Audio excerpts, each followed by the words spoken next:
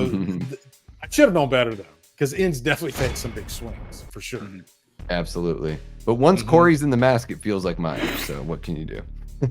You know what it is too, and I hate to flip it back to Ends, but I do have a thing for copycat. Like when a franchise that's had like say 7 movies or whatever, eventually you got to have a copycat killer movie, you know. And I always enjoy, like, if they're done well. I'm always curious about copycat killer movies, you know, because they don't really do them that often.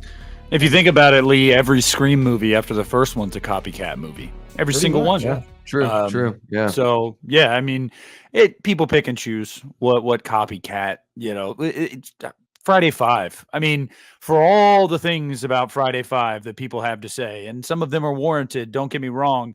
That movie is a deliciously trashy.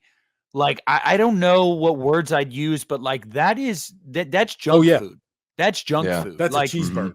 It's so bad for you, but like you're having fun. Like don't lie and say you're not having fun. It's the Friday 5 is the candy bar that Joey gets all over the clean laundry. That's exactly what it is. Yeah, it's fun. And I get to brag and say I did a full commentary with Deborah Voorhees on Friday 5, and that's one of the coolest experiences I've ever had. I get to brag that I've listened to that commentary, and now I'm on your channel all these years later. She's still a good friend to this day, but she was so easy to talk to during that commentary. You know, she was just really fun. And I thought for sure once we got to the scene, that it would be awkward, but man, she just coasted us right through it. She just popped him out right there, and she was like, "Yeah, you can go that far," but you know. Yeah, it was really cool. Yeah. Now, guys, is there anything we didn't cover with Rob Zombie's Halloween 2 that you would like to cover? Yeah, you sent something when you were talking to us the other day, and I saw Robin in the chat mention this, and I do want to address this. Lee and we have talked about this before. There was this rumor going around for a long time that Rob had filmed pretty much everything behind the scenes. He wanted to do a documentary even bigger than his first one.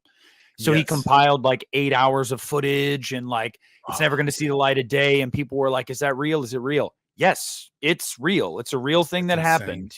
He recorded all of it, and I got more info on this when I talked to Sean Clark, exclusively about this topic. We really delved into it because he's good friends with Malik, as everybody knows, and has been for years. So he was able to shed light on this. He was like, Rob had said in an interview years ago, that shit got locked in a vault, and the Weinstein said, Bob himself specifically said, that will never be released. You're not releasing that to the public. And a lot of people are like, why?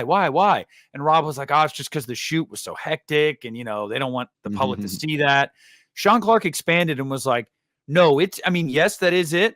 But it's also because you would have seen every single day Bob calling Rob multiple times a day on the set, screaming at him, saying, I read this. You're not keeping this in the script. I saw the dailies. It's fucking terrible. You need to cut that out of the movie. And Rob basically, it would have made Rob look unprofessional too, because Rob basically was like, fuck you.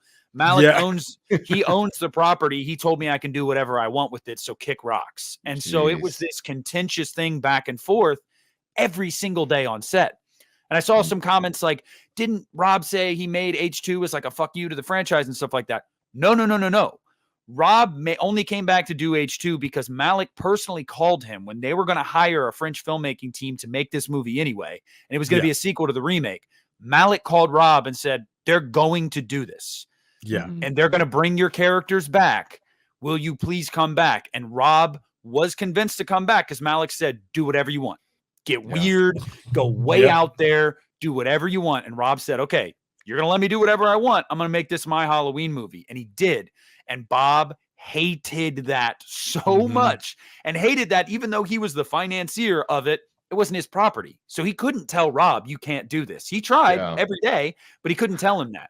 So that's why we're never going to see that footage. But yes, it exists. Yes, that all happened. Believe me, it breaks my heart every single day that I'll never see that footage, because Michael Lives, one of the best making ofs I've ever seen in my life. Oh, it's amazing. Oh, yeah, it takes you from pre-production all the way to post. And like 4 hours never flies by so fast. Yes, I would love H2s, But at the same time, I do understand why it'll never come out, because it won't make anybody involved look good. Not a single person involved is going to look good. Yeah. Now, nowadays, knowing what we know, you might go, good for you, Rob. Fuck the Weinsteins. Like, they suck. Yeah. But, It's And interesting. that company got liquidated, if I'm not wrong. So that footage exists somewhere. Rob's exact words were, it is locked in a vault and it'll never see the light of day. I think it'll That's what come he out said. one day on the next like big box set.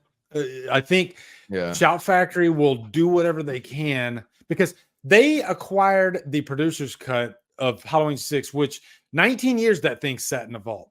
And it was my holy grail of call it a bonus feature, call it a different version of the movie. Mhm. I had that VHS that was the bootleg of that for years. And I was like, well, man, it sucks that we'll never see this because it's so different. And we finally got it. So I think Shout Factory, they can do some wheeling and dealing, and the right guy talks to the right guy or girl, and then next thing you know, we got that 8-hour documentary or whatever they condense it down to. But I was just watching like an interview right before this with Rob Zombie, and he was talking to Howie Mandel.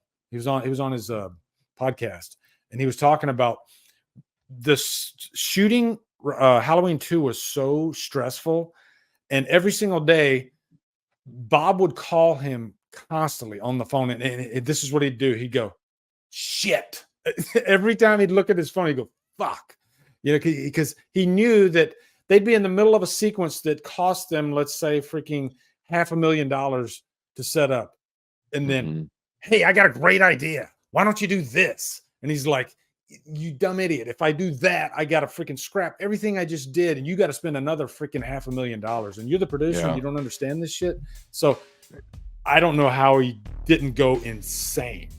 All of that's so evident on the commentary, guys. If you got the box set, you can listen to Rob's commentary, and it's, man, the disenchantment and the regret. And I mean, he's also like really thankful that he got to actually put his cut out there. But there's a lot of frank discussion. It's just him. There's no moderator, and he lets it loose about how, everyone on set had no idea, like that the door wasn't going to be balsa wood, that the shack wasn't going to be balsa wood, all these things that they spent extra money on that cost us more time in our shoots. And he was like, at the end of filming, he goes, they told us we only had 1 day of filming, but I just said, we're just going to keep on shooting. So he's like, the sun went down, the sun came up, the sun went down, the sun came up. We never stopped, because I knew as soon as we stopped, they would stop us. But if we kept on going, they wouldn't come in and interrupt us while we were shooting. So Rob really was at a point where he's like, I'm just gonna, like, literally, it's punk as fuck. Like, I'm just gonna keep on going. Like, you're gonna have to come in and shut my ass down. What's up, guys? You are at the end of the DD Live clip. What I do is I like to clip these out if I think the topic is important or something that's newsworthy. So thank you for watching, and if you want to watch more, you can go over here, you can go over here, click on one of those, and hopefully I can do this for 20 seconds, which I think I did. Okay, so yeah, thanks for watching, guys.